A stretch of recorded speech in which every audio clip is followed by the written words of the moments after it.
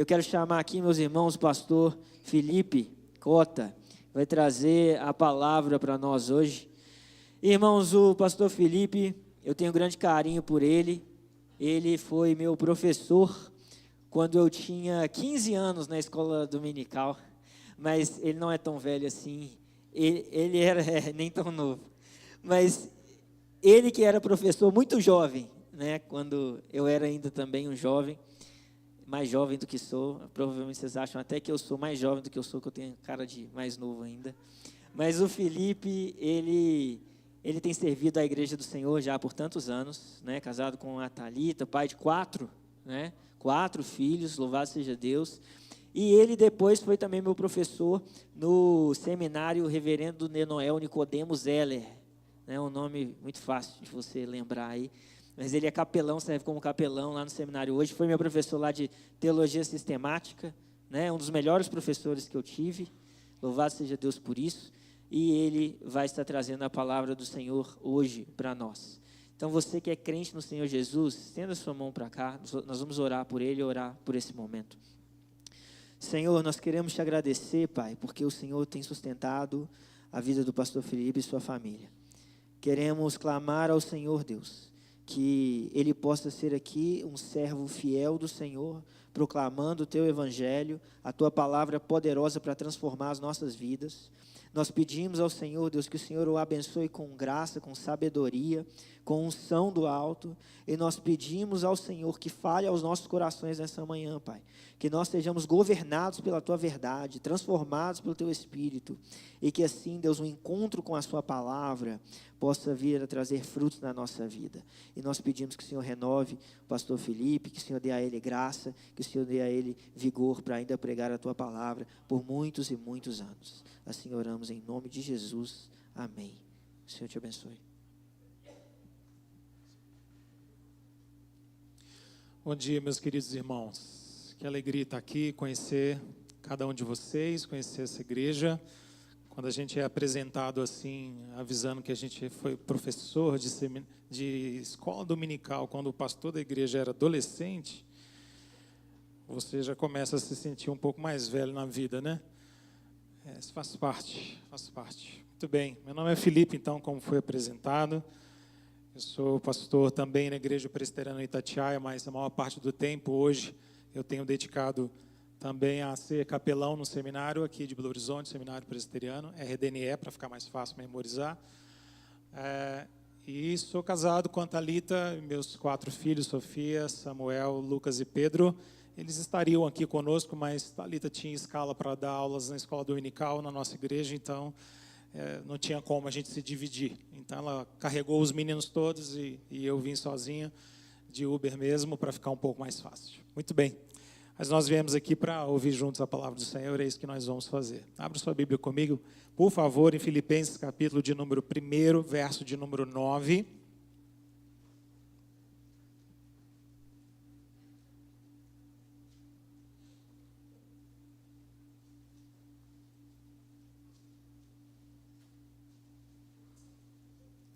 Filipenses capítulo 1,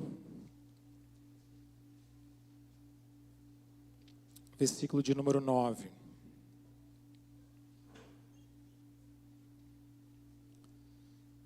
Convido você a me acompanhar atentamente nessa leitura da palavra do Senhor até o versículo de número 11. Diz assim a palavra do nosso Deus: E também faço essa oração, que o vosso amor aumente mais e mais em pleno conhecimento e toda percepção, para provardes as coisas excelentes e serdes sinceros e inculpáveis para o dia de Cristo, cheios do fruto de justiça, o qual é mediante Jesus Cristo para a glória e louvor de Deus. Amém. Vamos orar mais uma vez? Santo Deus, nós te louvamos pela tua palavra bendita e agora, Deus, que nela nós vamos meditar, nós rogamos a ti, Deus, que tu fales ao nosso coração. Que todos nós saímos, ó Deus, dos nossos lares nessa manhã, nos reunimos aqui como igreja, como povo do Senhor, como povo da aliança, porque cremos que o Deus da aliança, que é o Senhor, o Deus vivo e poderoso, é aquele que fala ao nosso coração. De tal maneira, Deus, que o culto não é apenas um encontro a respeito do Senhor, mas um encontro com o Senhor, para que possamos ser, Deus, encontrados por Ti mesmo em justiça e em graça, e que a Tua palavra, ó Deus, como meio perfeito da Tua graça, possa falar ao nosso coração, e por Teu Espírito sejamos todos nós edificados. Nós que aqui viemos ouvir a Tua voz, ó Deus, nessa manhã, te rogamos, Pai bendito, que Tu nos fales por meio da Tua palavra e do Teu Santo Espírito. Essa é a nossa oração em nome de Jesus. Amém. Amém. Como eu disse para você, eu tenho 4 filhos, então uma coisa que a gente percebe quando a gente tem filhos em casa, e eu tenho filhos de várias idades, a gente brinca que a gente preenche todo o ministério infantil da nossa igreja, porque temos 14, 9, 4 e 2, então a gente chega e preenche todas as classes ao mesmo tempo. Uma coisa que a gente vive quando nós somos pais é o fato de que a gente assiste ao crescimento dos nossos filhos. E quando assistimos ao crescimento dos nossos filhos, nós percebemos como as coisas vão mudando. Então, por ter um filho de 2 anos, eu ainda tenho que lidar com aquela atmosfera de bebezinho aprendendo a falar. Mas eu já tenho um de 4 para 5 anos, que já está começando a aprender a ler, e tem desafios diferentes. Eu tenho um de 9, que já está aprendendo a me dar trabalho, já de tanta bagunça que faz, e na sua pré-adolescência. E tem uma adolescente linda, Sofia, que está desabrochando, como assim uma rosa que começa a experimentar voos sozinhos, e aí eu começo a me sentir aquele pai mais velho quando eu tenho que buscá-la em algum lugar, né? Quando ela me liga e fala, está na hora do Senhor me buscar. E a gente vai assistindo os filhos crescendo. Todo mundo aqui que é pai, e todo mundo aqui que é tio, vovô, vovó, sabe que o que a gente espera e a expectativa que se tem de filhos é que eles cresçam. Alguém já disse que o papel dos pais é ir se tornando obsoletos com o tempo, não é? Nós somos muito importantes quando os nossos filhos nascem, mas quando eles vão crescendo, nós queremos ser menos importantes, no sentido de que eles não necessitem tanto da nossa ajuda, mas sejam maduros o suficiente para conduzir suas vidas, mesmo quando nós estivermos ausentes. Nós não queremos que eles sejam eternamente crianças, embora a gente diga isso de vez em quando, né? Esse menino podia não crescer, podia ficar assim para sempre, bebezinho. Mas lá no fundo a gente sabe que crescer é o que se espera. Crescer é o que é saudável. Crescer é o que é necessário de fato. E crescimento na vida dos nossos filhos, na vida de qualquer criança, é aquilo que é esperado de cada uma delas. Se isso é verdade na nossa vida biológica, isso é igualmente verdade na nossa vida espiritual. Nós não podemos pensar também em uma caminhada espiritual, em uma jornada de fé, sem crescimento. Nós precisamos crescer e crescer no Senhor mais e mais. Coisa muito estranha seria que eu e você, já velhos na nossa jornada com o Senhor, ainda continuássemos imaturos. Triste coisa é passarmos tanto tempo conhecendo ao Senhor, mas não o suficiente para que esse conhecimento se torne sabedoria. A imaturidade é algo que Deus não quer e não espera de nenhum de nós. Quando Paulo começa essa epístola, uma das epístolas mais afetivas que o apóstolo Paulo escreve à igreja de Filipos, Paulo então vai falar sobre a necessidade de que esses irmãos pudessem crescer no Senhor. Ele está intimamente, pessoalmente preocupado com a realidade do crescimento deles. Se você olhar na sua Bíblia, comigo no versículo de número 4, o apóstolo Paulo começa dizendo para esses irmãos, a igreja de Filipos, que ele dá sempre graças ao Senhor, sempre que se lembra deles, fazendo sempre com alegria, verso de número 4, súplicas por todos eles em todas as suas orações. Paulo orava com muita frequência, e nós temos ao longo das suas cartas várias das suas orações, e aqui nós encontramos mais uma delas. Porque se Paulo diz que ora lá no versículo de número 4, agora no versículos 9 e 11, nós temos exatamente o conteúdo dessa oração. E Paulo vai orar para que esses irmãos pudessem crescer constantemente no Senhor, para que a vida de crescimento deles não parasse, mas que fosse notória, mas que fosse visível de fato. Qual era a convicção que Paulo nutria no seu coração para convidar esses crentes a continuarem crescendo espiritualmente? Se você olhar na sua Bíblia no verso de número 6, Paulo fala sobre uma convicção que ele tinha estabelecida no seu coração. Ele dizia, eu estou plenamente certo de que aquele que começou a boa obra em vós há de completá-la até o dia de Cristo. Paulo está convencido no seu íntimo de que Deus havia começado a operar salvadoramente na vida daqueles irmãos, na cidade de Filipos, que Deus havia transformado o coração deles de maneira tão poderosa e viva, que agora era necessário exortá-los para que eles continuassem crescendo. Pense então como Paulo está organizando logicamente as coisas aqui. O crescimento espiritual só é possível porque Deus age em nós. Porque Deus faz algo no nosso coração. E agora eu e você somos que convocados pelo Senhor a respondermos a Ele em fé. E então nós experimentamos crescimento. Afinal de contas, o crescimento precisa ser uma realidade na vida de qualquer crente, na vida daqueles que estão em Cristo Jesus. Paulo era tão preocupado com esse tema de maturidade cristã e tão preocupado com o fato de que talvez alguns crentes julguem que não precisa crescer mais, que mais tarde, nessa mesma epístola, ele volta a esse mesmo assunto. Olha comigo na sua Bíblia, o capítulo de número 3, verso 12.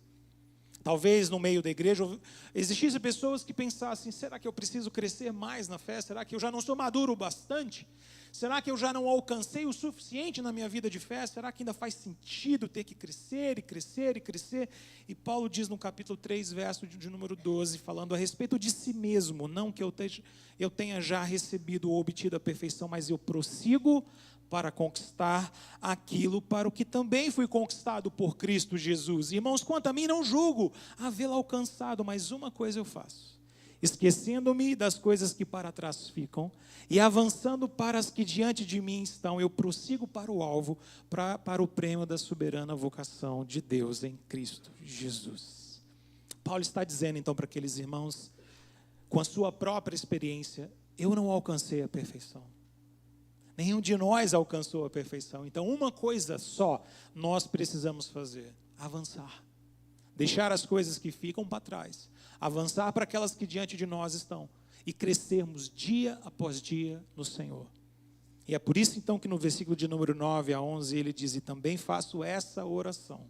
E a oração dele é um clamor por maturidade, é um clamor por crescimento. A verdade central que o apóstolo quer nos ensinar aqui nessa manhã então é que a obra de Deus em nós produz consequentemente crescimento espiritual.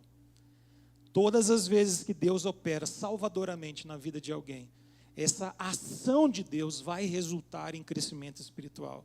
Deus agindo em nós, diz o grande pregador Martin Lloyd-Jones, nos faz agir também. Se Deus age em nós, então nós agimos em resposta ao Senhor.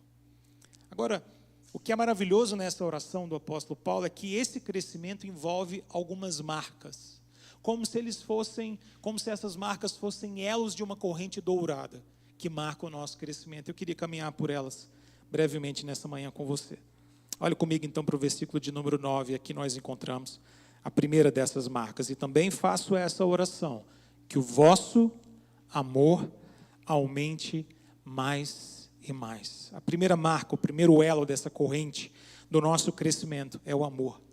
É o amor que eu e você precisamos ter no nosso coração, ter em nossa vida, mas não apenas ter, mas ter também aumentando. A oração de Paulo não é apenas para que aqueles irmãos pudessem amar, mas para que eles pudessem experimentar a realidade do amor de maneira crescente. Que o vosso amor aumente mais e mais. Essa é a oração, essa é a primeira marca. Paulo está aqui naturalmente falando sobre esse amor agápico de Deus, esse amor sacrificial, que nós vemos ser representado de maneira sublime e perfeita na cruz de Cristo. Deus prova o seu próprio amor para conosco pelo fato de ter Cristo Jesus morrido por mim e por você, quando nós ainda éramos pecadores. O apóstolo Paulo diz isso em Romanos capítulo 5, verso de número 8. A cruz de Cristo é a expressão mais vívida, mais incontestável do amor abundante e eterno de Deus por nós. De tal maneira que não tem como que eu e você pensemos a respeito da experiência do amor de Deus sem pensar num amor que é igualmente sacrificial. Num amor que se doa, num amor que se entrega. O verdadeiro amor é esse amor que vem de Deus e que então nutre o nosso coração. A Escritura nos fala tanto sobre amor, como por exemplo em 1 João, capítulo de número 4, versos 7 a 9. Acompanhe enquanto eu faço essa leitura, você vai se lembrar naturalmente desse texto. João diz: amados, amemo-nos uns aos outros, porque o amor procede de Deus. E todo aquele que ama é nascido de Deus e conhece a Deus. Aquele que não ama não conhece a Deus, pois Deus é amor. pois Deus é amor, e nisso se manifestou o amor de Deus em nós, em haver Deus enviado o seu Filho unigênito ao mundo, para vivermos por meio dele. Quando nós pensamos que Deus é amor, e de que todo amor procede de Deus, nós compreendemos então que, diferentemente do que em nós, em Deus todos os seus atributos são perfeição. Quando a Bíblia diz que Deus é amor, a Bíblia não está sugerindo que o amor em Deus possa ser percentualmente abundante. Não é que Deus tenha percentualmente uma quantidade significativa de amor, não. Em Deus, todo atributo é perfeição. Deus não tem amor, Deus é amor. O amor de Deus não é alguma coisa que Deus tem em alguma medida, mas em toda ela, em todo o seu significado, de tal maneira que Deus, sendo amor, nos permite, a mim e a você, também experimentarmos amor, mas diferentemente de Deus, o amor em nós não é virtude perfeita, mas virtude em crescimento. Em nós o amor é marca que cresce, é marca que desenvolve. Em nós o amor não é perfeição, mas o amor se aperfeiçoa. E a cada dia eu e você somos chamados a crescermos mais e mais em amor. Por isso Paulo está fazendo essa oração. Paulo está convicto, eu estou bem certo de que aquele que começou a boa obra em vocês há de completá-la até o dia de Cristo. Eu sei que já existe amor no coração de vocês, mas não amor suficiente que vocês não possam amar mais. Então eu oro para que o vosso amor aumente mais e mais. 1 Coríntios capítulo de número 13 é como uma joia cravada no Novo Testamento, cravada em 1 Coríntios para nos lembrar sobre as perfeições do amor de Deus que eu e você somos chamados a viver. 1 Coríntios 13, verso de número 4 em diante diz: o amor é paciente, o amor é benigno, o amor não arde em ciúmes, não se ufana, não se soberbece, não se conduz inconvenientemente, não procura os seus interesses, não se exaspera, não se ressente do mal, não se alegra com a injustiça, mas regozija-se com a verdade, tudo sofre, tudo crê, tudo espera, tudo suporta. O amor jamais acaba. O amor jamais acaba. Esse é o amor.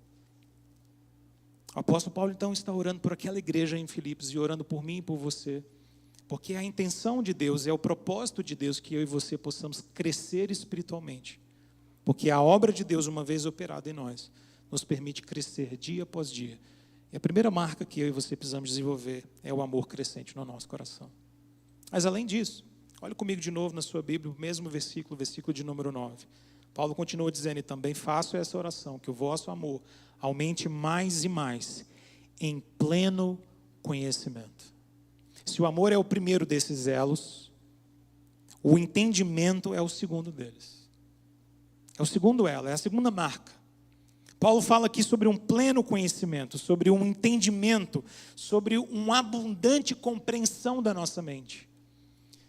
Todas as vezes que nós expressamos amor, o nosso amor precisa ser acompanhado de compreensão.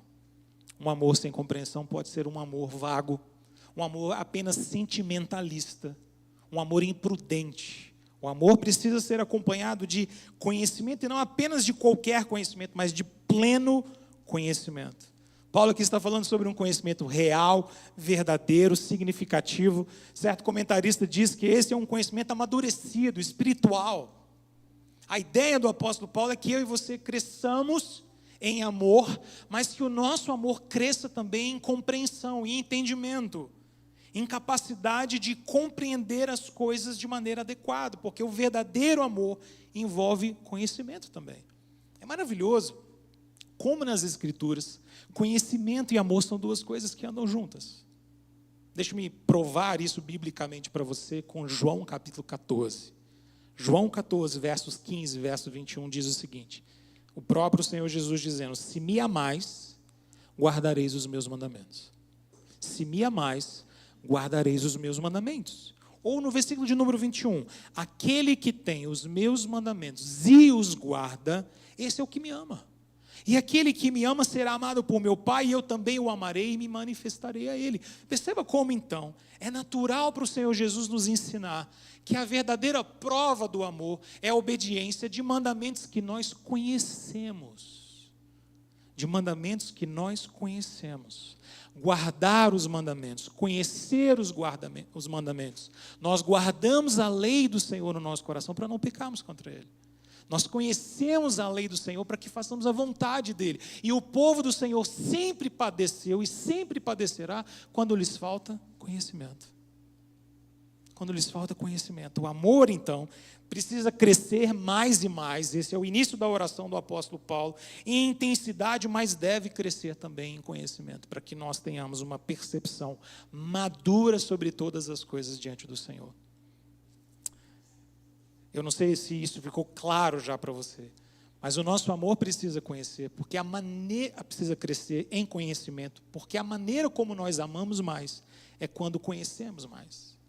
Essa semana foi o Dia dos Namorados, não é?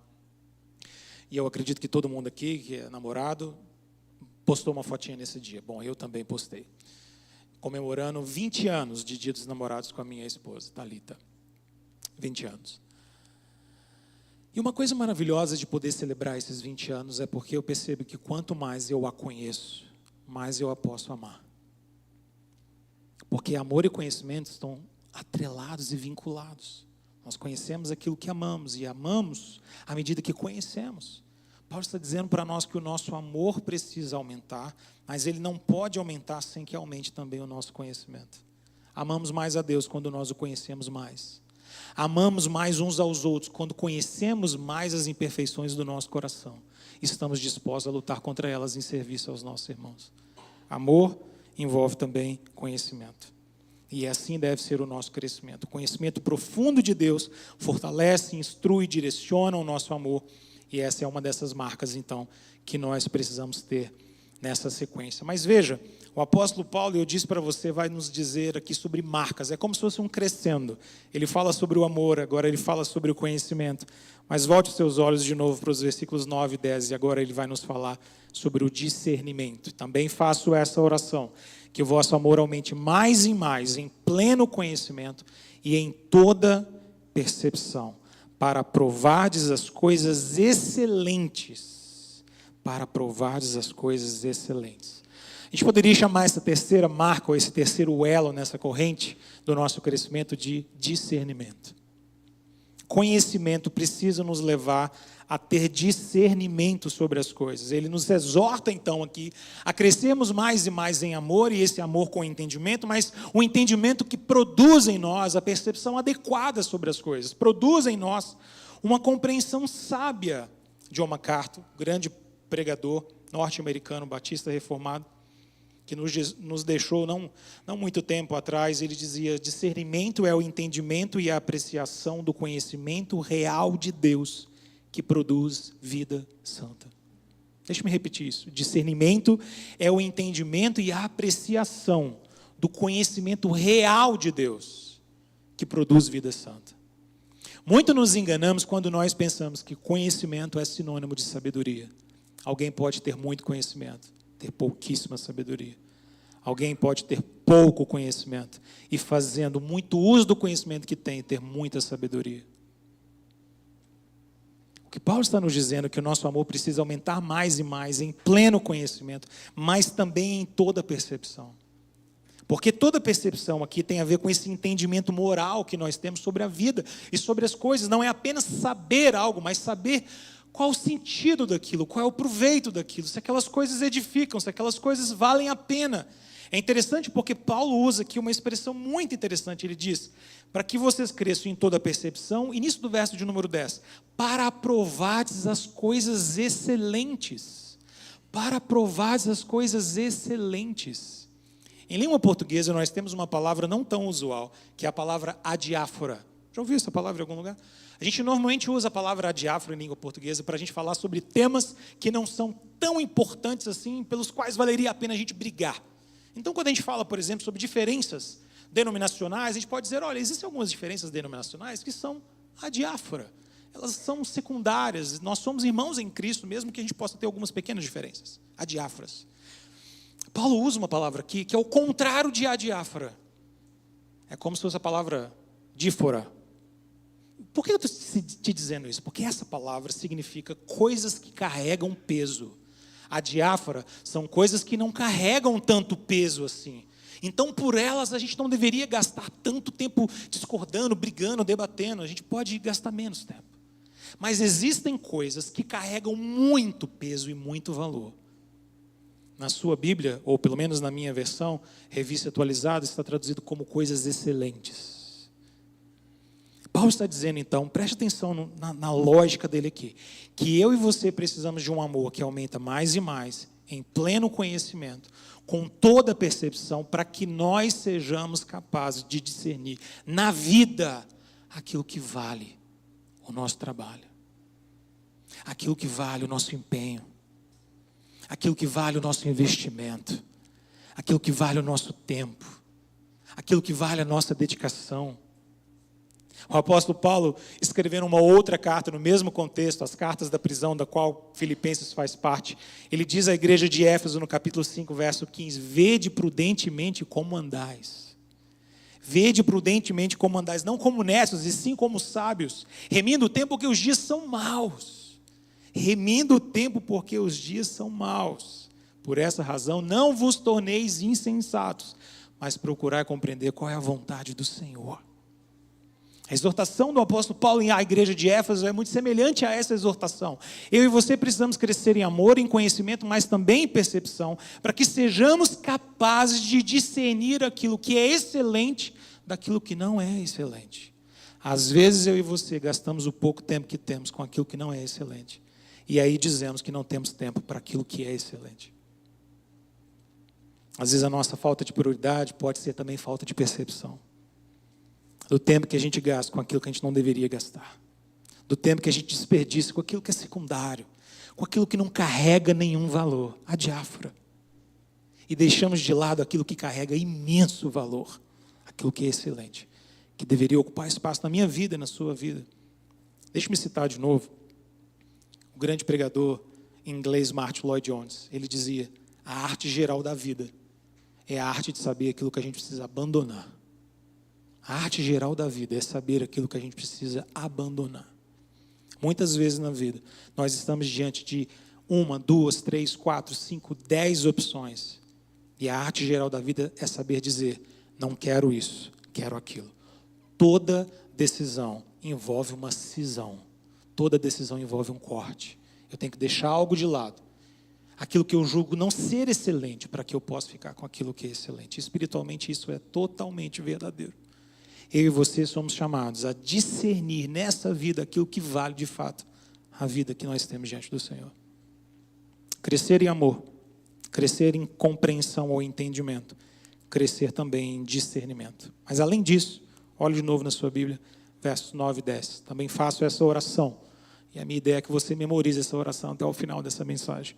Que o vosso amor aumente mais e mais em pleno conhecimento e toda percepção, para provardes as coisas excelentes e sede sinceros e inculpáveis para o dia de Cristo. Amor, entendimento, discernimento. E a quarta marca, o quarto elo, é a nossa pureza.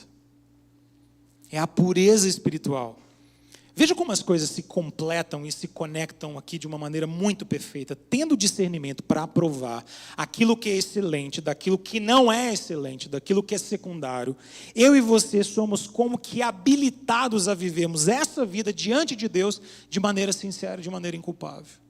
Porque a santidade é, no final de um dia, a capacidade moldada pelo Espírito de Deus no nosso coração de escolhermos aquilo que é excelente diante de Deus e abandonarmos aquilo que é abominável diante de Deus. Essa é a santidade. É amar aquilo que Deus ama, é cultivar aquilo que Deus quer ver cultivado em nós. A santidade é a vida de Deus florescendo dentro de nós.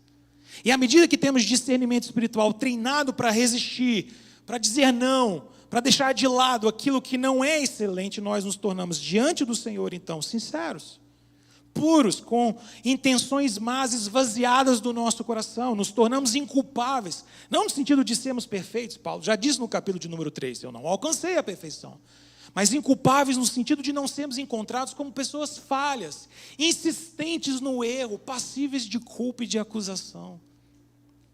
O Senhor sabe, meus irmãos, que no processo de santificação e de pureza, eu e você não alcançaremos a plena santificação até o dia de Cristo. Até que nos sejamos reunidos a Ele. Mas até que esse dia chegue, embora eu e você não experimentemos a perfeição na nossa santidade, mas nós precisamos experimentar uma vida voltada completamente para Deus. Vez após vez no Antigo Testamento. Vez após vez no Antigo Testamento. E hoje de manhã eu estava terminando minha leitura de 2 Reis, e vendo isso de novo e de novo e de novo, a Escritura diz: fulano não fez aquilo que era agradável ao Senhor, não andou nos caminhos de Davi, seu pai, fez aquilo que era mal, andando nos caminhos de Jeroboão, filho de Nebate, porque o seu coração não era completamente do Senhor. Deus abomina corações pela metade. Deus abomina quando nós dedicamos a Ele parte do nosso coração, mas não a totalidade do nosso coração. Oferecemos a Ele um pedacinho: Senhor, essa parte é tua, mas essa outra parte eu vou reservar para mim mesmo. Eu tenho alguns planos que eu não queria compartilhar com o Senhor. Deus quer o nosso coração por inteiro. A santidade, a pureza, então, na nossa vida espiritual é uma preciosa marca do nosso crescimento. E o apóstolo Paulo coloca o dia de Cristo aqui como nosso horizonte final. Veja isso, olha lá na sua Bíblia, o verso de número 10, ele diz: para que nós sejamos sinceros e inculpáveis para o dia de Cristo. Porque o dia de Cristo é esse ponto final da nossa jornada. Final não no sentido de que nós terminamos para sempre, mas nós terminamos essa presente época em que o pecado ainda remanescente em nós nos agride, nos afasta de Deus. E um dia seremos como Ele é, veremos face a face o Senhor, estaremos plenamente com Ele. E então nós crescemos, porque o Senhor, que é santo, nos chama também a sermos santos. Mas talvez você possa pensar: como é que isso se materializa? Como é que a gente pode viver sendo inculpáveis e sinceros neste mundo aqui? Eu acho maravilhoso porque em Filipenses Paulo consegue ser imensamente profundo do ponto de vista teológico, mas diretamente prático também. Olhe na sua Bíblia, capítulo de número 2, verso 14. Capítulo 2, verso 14. Olha que interessante o que Paulo diz aqui. Lembra, ele acabou de nos dizer que a nossa pureza é marcada por sermos sinceros e inculpáveis. No capítulo de número 2, verso 14, ele diz: fazei tudo sem murmurações, nem contendas, para que vos torneis irrepreensíveis e sinceros, filhos de Deus inculpáveis no meio de uma geração pervertida e corrupta, na qual resplandeceis como luzeiros no mundo. Olha que interessante. Talvez alguém possa pensar: tá bom, pastor, eu entendi que faz parte desse quarto elo de maturidade a gente viver uma vida de pureza, de sermos inculpáveis e sermos sinceros, mas na prática, como é que a gente vive isso? Como é que eu vivo isso aqui na minha vida? Como é que isso se materializa? Paulo diz assim no verso 14 do capítulo 2, então: fazei tudo sem murmuração. Porque se nós fizermos tudo sem murmuração, e se fizermos tudo sem contenda, nos tornamos irrepreensíveis, nos tornamos sinceros, filhos de Deus inculpáveis no meio de uma geração pervertida. Uma maneira simples, então, não todas elas, mas pelo menos uma das maneiras simples pelas quais eu e você podemos viver neste mundo, no meio dessa geração corrompida, de maneira inculpável, de maneira sincera diante de Deus, é não fazermos todas as coisas murmurando e contendendo. É óbvio que o versículo de número 14 faz um eco nítido para nós do povo do Senhor andando na terra, no deserto, em rumo à terra prometida. Você se lembra? Cujo pecado de Israel é marcadamente sua idolatria e sua murmuração. Murmuravam contra Deus, murmuravam contra o maná, contra as codornizes, contra a água, contra tudo, contra os seus líderes. Murmuravam e no final estavam murmurando contra o próprio Senhor. Às vezes eu e você também vivemos nesse mundo a murmurar em nosso coração, mas entenda, irmãos, a murmuração é uma forma sutil de idolatria, porque quando eu e você murmuramos, a gente não está expressando apenas uma chatice da nossa personalidade. Quando nós murmuramos contra Deus, nós estamos dizendo que nós não aceitamos a providência de Deus e preferimos o nosso jeito de fazer as coisas. E isso é, essencialmente, idolatria. É como se a gente estivesse dizendo para Deus: não do seu jeito, mas deveria ser do meu. Eu não quero lidar com as coisas dessa maneira, eu não quero ter que esperar esse tempo. E a gente começa a murmurar, e a murmurar, e a murmurar. E Paulo está dizendo: cresçam em amor, cresçam em entendimento, cresçam em discernimento, cresçam em pureza. E a maneira de nós nos tornarmos puros envolve nos sujeitarmos à provisão e à providência de Deus e dizer: Senhor, o Senhor controla sobre todas as coisas, o Senhor governa sobre todas as coisas, tira a murmuração do meu coração e me faz te obedecer. No final desse dia dizer: o Senhor me conduziu até aqui.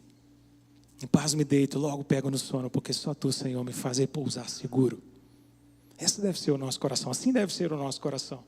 Nós crescemos, então, espiritualmente, quando vivemos de maneira sincera e inculpável diante do Senhor. Mas eu quero terminar essa mensagem com a última marca, o último elo dessa corrente dourada do nosso crescimento.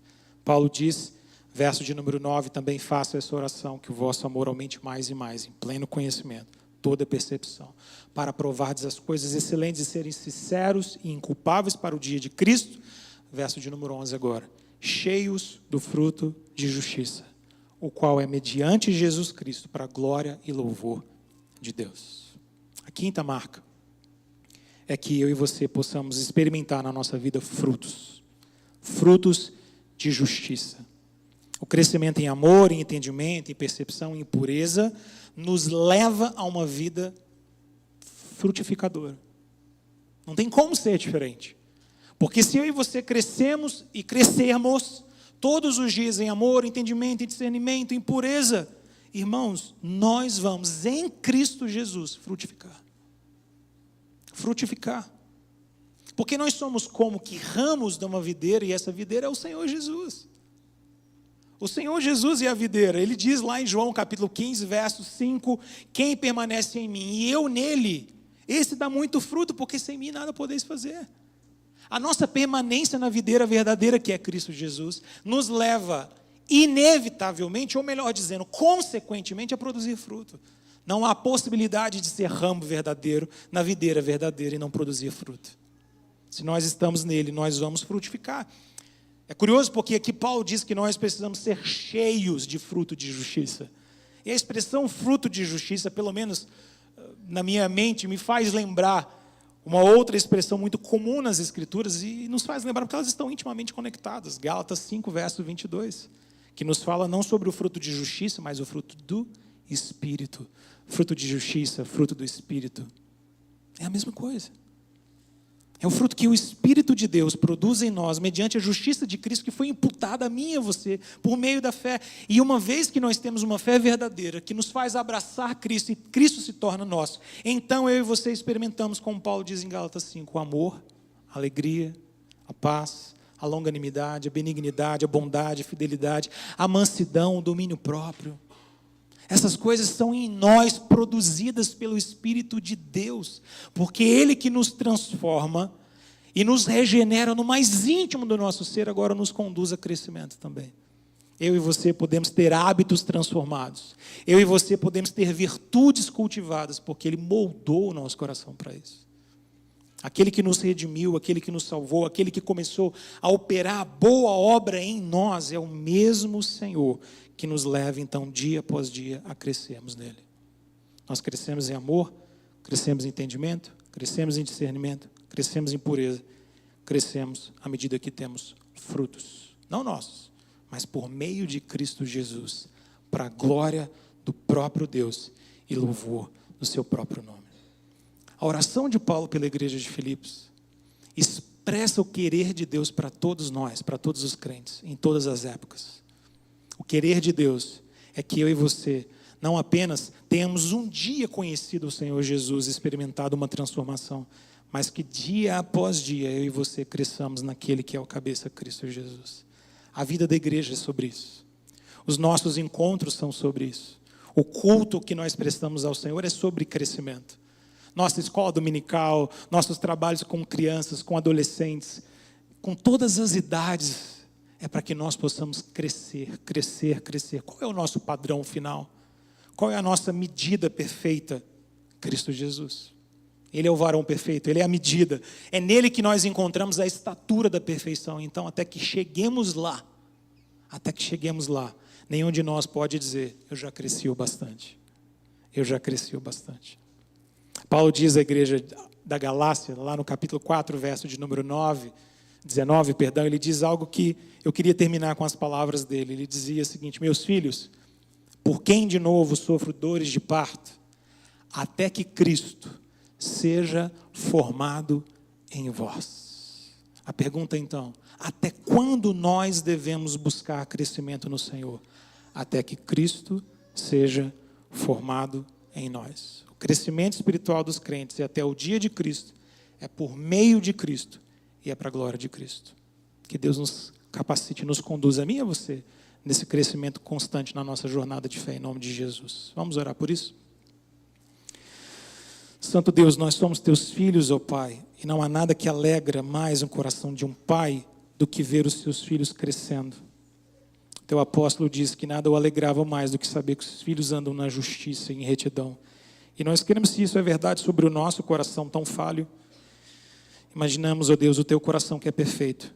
O Senhor anseia que nós também, todos nós, cresçamos dia após dia para nos tornarmos a imagem do teu Filho Jesus. Porque o propósito do Senhor para nós é este, a nossa santificação. Por isso, Deus, nós te rogamos para que o nosso amor aumente mais e mais. Que o nosso amor aumente em pleno conhecimento e em toda a percepção, ó Deus, para que sejamos, cada um de nós aqui, capazes de discernir e de aprovar aquelas coisas que são excelentes.